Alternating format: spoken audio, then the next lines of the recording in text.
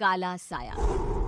यूं तो बनारस घाट अपनी खूबसूरती के लिए बहुत प्रचलित है, पर घाट के किनारे कई राज लिए बैठे हैं।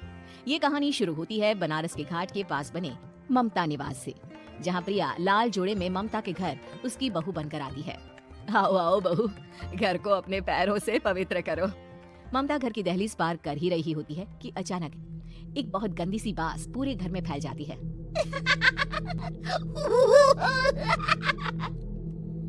ये बदबू और ये आवाजें, ये कौन हंस रहा है माँ? अब ये पड़ोसी ना हमारे थोड़े अलग से है। कहाँ हम शाकाहारी और ये मांस मच्छी खाने वाले। छोड़, तू ध्यान मत दे और गृह प्रवेश कर। और हाँ बहू, अपनी सास की एक बात हमेशा याद रखना, इन पड़ोसियों से तो कभी बात नहीं करेगी। अच्छे लोग नहीं है ये। अपनी सास की ये बात मानेगी ना बेटा? हाँ माँ, जो आपकी मर्जी, मैं उनसे बात नहीं करूंगी। अगले दिन प्रिया अपनी पहली रसोई बनाने रसोई घर में जाती है। ये छोटी बात तो नाक में जा रही है। एक काम करती हूँ, खिड़की खोल देती हूँ। प्रिया खिड़की खोलने जाती है। इतने चाले, लगता है इस खिड़की को कभी खोला ही नहीं गया। पर ऐसा क्यों? ओह, नॉन वेज की स्मेल आती होगी ना। 2 मिनट के लिए खोल लेती हूँ, फिर बंद कर दूंगी। प्रिया खिड़की खोलती है। खिड़की खोलते ही उसकी नजर सामने वाले घर की खिड़की पर पड़ती है, जहाँ एक लड़की खड़ी होती है। हाथों में मेहंदी, लाल रंग की साड़ी, बिल्कुल सजी धजी, मानो प्रिया की तरह ही वो भी नई नवेली बहू हो। वो प्रिया को देखकर मुस्कुराती है। हे भगवान, माँ ने तो इनसे बात करने को मना किया था। प्रिया फौरन ही खिड़की बंद कर देती है और तवे पर चढ़े रोटी की ओर देखने लगती है, पर वहाँ रोटी न होकर मछली पड़ी होती है। ये क्या? पहली ही रसोई में इतनी बड़ी गलती। हे भगवान, अब मैं क्या करूं? प्रिया बहुत डर जाती है और फौरन रसोई की सफाई करने और फिर सभी के लिए खाना बनाने लग जाती है। जब वो सबको खाना परोसती है, सब तो ठीक है, मैं बेकार में चिंता कर रही थी। हे भगवान, ऐसे ही बस अपनी कृपा बनाए रखना। रात के वक्त जब सब सो रहे होते हैं, तब प्रिया को पायल की आवाज सुनाई देती है, जिससे उसकी आंख खुल जाती है। ये पायल की आवाज कहाँ से आ रही है? प्रिया उठकर उस आवाज के पीछे छत की सीढ़ियों तक जाती है। तभी उसे बच्चे के रोने की आवाज आती है। प्रिया छत पर जाती है तो क्या देखती है? वही लाल साड़ी वाली लड़की अपनी गोद में एक नवजात बच्चे को घुमा घुमा कर सुला रही है। तभी प्रिया की नजर उसके पेट पर पड़ती है। ओह गॉड, ये तो प्रेग्नेंट भी है। सुनिए, बच्चा सो नहीं रहा है क्या? मैं कुछ मदद करूं? नहीं नहीं, आपके घर वालों को अच्छा नहीं लगेगा, मैं संभाल लूंगी। स्नेहा की गोद से बच्चा हाथ मारकर प्रिया की गोद में आने को छटपटाने लगता है।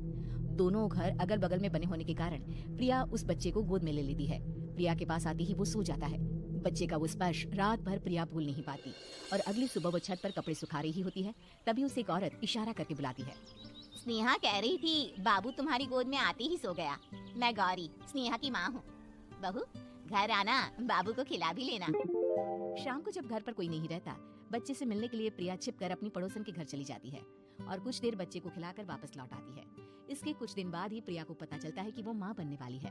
ममता की खुशी का ठिकाना नहीं रहता। माँ जी, पता नहीं क्यों उल्टी आ रही है।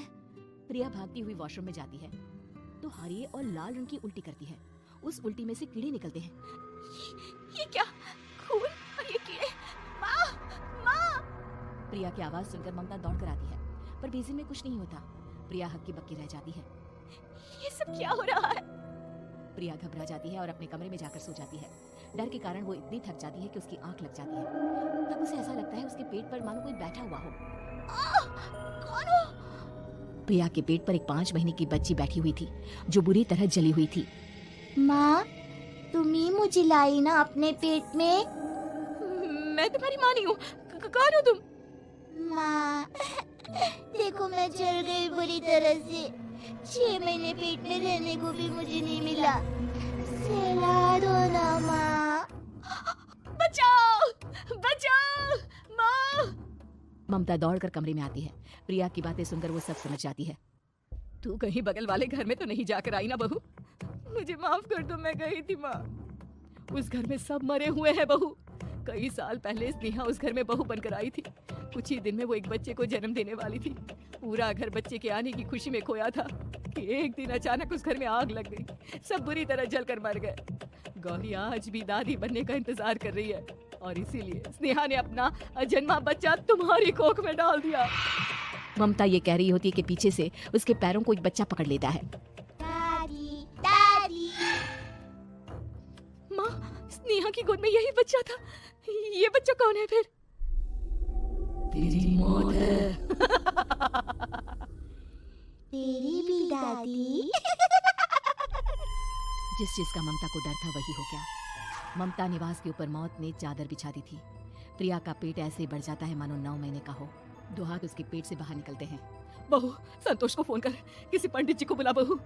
प्रिया का पति भागता हुआ घर आता है। ये तो होना ही था माँ। तेरा पाप तेरे सामने आ गया तो तू सह नहीं पा रही है।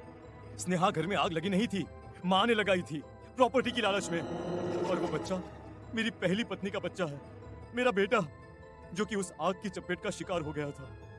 मैंने तुमसे ये सब माँ के कहने पर छुपाया था। मुझे माफ कर दो प्रिया। तुम अगर चाहो तो यहाँ से जा सकती हो। मैं तुम्हें किसी भी बंधन में रखना नहीं चाहता। मेरी शादी हुई है आपसे, मैं आपको छोड़ नहीं सकती, पर उससे पहले हमें स्नेहा, उसकी माँ और बच्चे की आत्मा की शांति करवानी होगी। संतोष और ममता गौरी के घर जाते हैं। अंदर सब कुछ जला हुआ होता है। जमीन पर जली हुई लाशें बिखरी हुई थी। ममता रो रो कर अपने करने की माफी गौरी से मांगती है। प्रिया स्नेहा के घर वालों का अंतिम संस्कार करवा देती है और ममता निवास फिर से आत्माओं के साए से मुक्त हो जाता है।